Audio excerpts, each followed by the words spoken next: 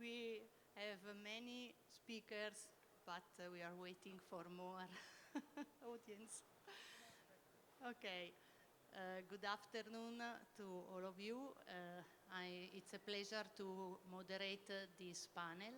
It's about mobility as a service, and we have 6 keynote speakers who will present their experience and will give some advice, present some criticalities, some advantages of mobility as a services from different points of view. Some of them are suppliers of solutions to cities, for instance. Other represent the city. Other will present very innovative and interesting solutions for mobility. The first speaker is Adam Ridgway. He is the CEO and the co-founder of OneMoto, and so I will ask Adam to take the floor. Thank you very much to everyone that's here. Really appreciate it. So one of the things when you sort of get asked to present on stage is you're told to never use video in presentations, and I've ignored that. So technically it may not go to plan, but it's okay. So the topic of today is how do we find value in new forms of mobility. So I'll be taking you through the answer of this topic.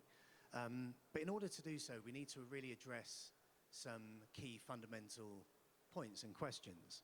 So it's the history, the innovation, technology, the why, the how, and a host of other things, but I'll get there. But as we don't know each other, I am going to hopefully click through to introduce you. Here we go. So I'm Adam. I've built and exited companies in the past. This company that I'll present to you a little later on, OneMoto, is Dubai-based. We're headquartered in the UK. We've won various different awards. We're impact-driven. We're really sort of focused, and we pioneered two-wheeled electric mobility in the GCC, so in the Middle East where I'm based. So I build businesses, I scale companies. My vision is far greater than my actual ability. But fortunately, I've got a team. So the topic of today is, as I said, how we find value in new forms of mobility. So I want to just talk about the history. If we take mobility in general or electric vehicles, they're not that new. But with innovation, revolutionary technology innovations, we've expanded and grown since the milk carts of the 70s. And over the next few years, it's reported that 80% of us are going to be living in urban environments. But with the greatest killer of humanity being air pollution, it's a significant problem. So the rise of shared ownership of mobility, access to vehicles on demand, is something that we want, we expect, we need, and we need to embrace the way we move. So before we look at the different forms, we want to really understand the value. We need to understand the why, and then of course the how they're implemented. So one of the biggest issues my company has faced is being first mover. If you're co-writing legislation, co-writing policy in a country that's not your home country, if you haven't guessed, I'm from the UK, it's an advantage being first mover, but it comes with significant challenges. Because yes, you create a barrier to entry, but then the cost of knowledge transfer and the time that takes, especially when yesterday there was Bain & Co talking about, and I think Stellantis were talking about that market knowledge and that sharing of the knowledge is incredibly difficult. So to provide a solution, we need a purpose. Not everyone buys into the same cause. Not everyone cares about the environment as much as others, and that's fine. Everyone does care about the commercial aspect and the profitability of it. So it's about defining. So what is your solution? Who else does it? Competition. Who else can do it? Can they do it quicker? Are they better capitalized? Are they bigger? And some of the current future forms or even current forms of mobility as we know, and I don't need to go into what you already know, but in terms of the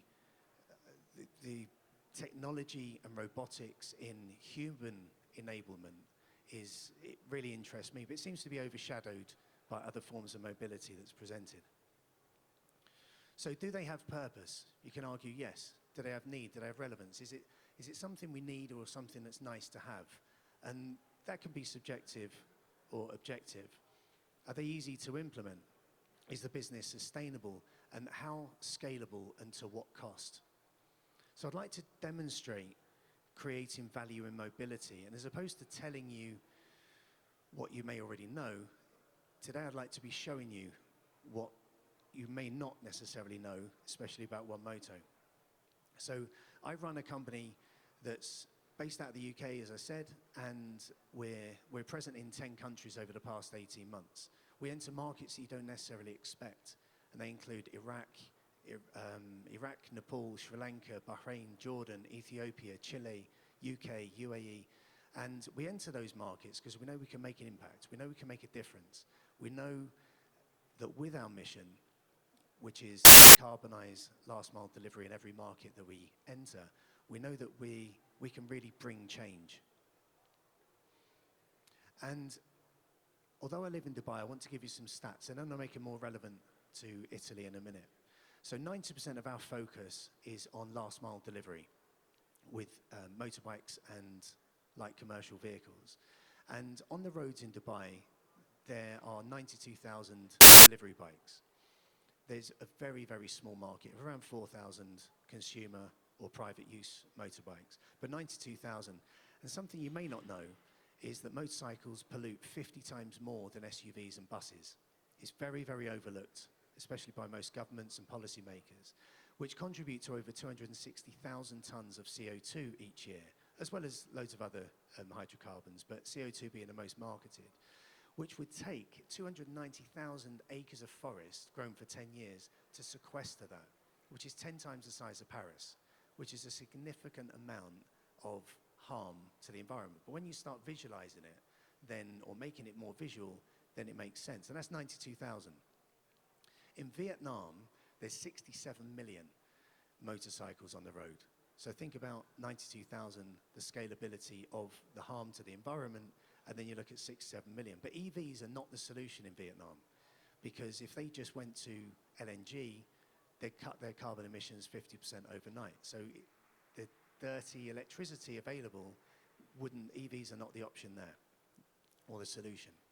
And then we look at India, which is a market we entered very recently. There's 37 million. If we make it more related to Italy, last year there were 271,000 motorcycles registered. Let's round it up to 300,000 for this year. That would take 1.1 million acres of forest each year to sequester that amount of CO2. And on the right is what 1 ton of CO2 looks like. Something that everyone seems to care about is the profitability of switching your fleet to EV. What does that look like? How can that be profitable? And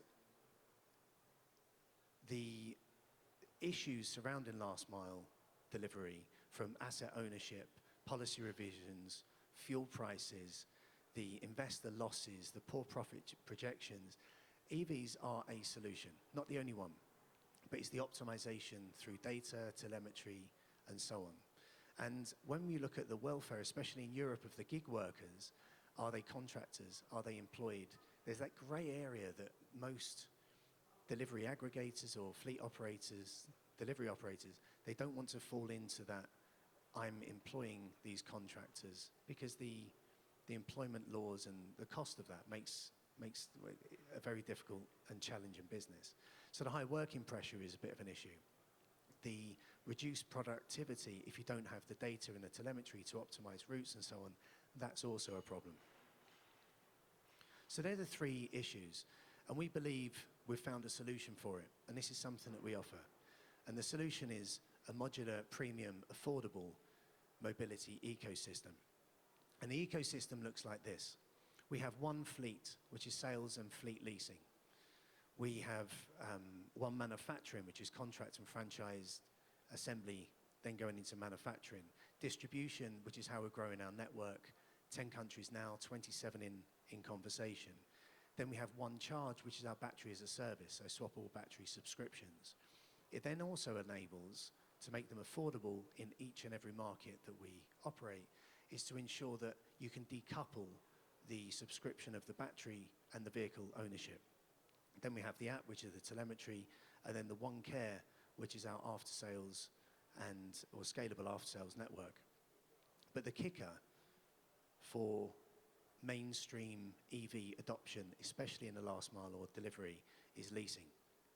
So we've managed to secure $190 million in asset finance, which allows us in the UK, to give you an idea of a gig worker or delivery rider can lease a vehicle for around £3 a day. Now, if they're earning between £4.50 and £6.70 per delivery, euro sort of fairly similar equivalent, then they know that within one delivery, they're in profit. We need to then look, when it comes to the value, of the want versus need. What do customers want? What do they need? And do they even know the difference? Then we look at scaling. So as a startup that's self-funded, and I'll go into that in a short while, it's how do you scale? How do you stay lean? How do you make sure that you're attractive to external investment? And then do you focus on profit? Do you focus on volume and scale? We find that by offering it all, that entire mobility ecosystem, then, and collaborating and partnering with the very best, it makes everything possible. It reduces third-party dependency, and then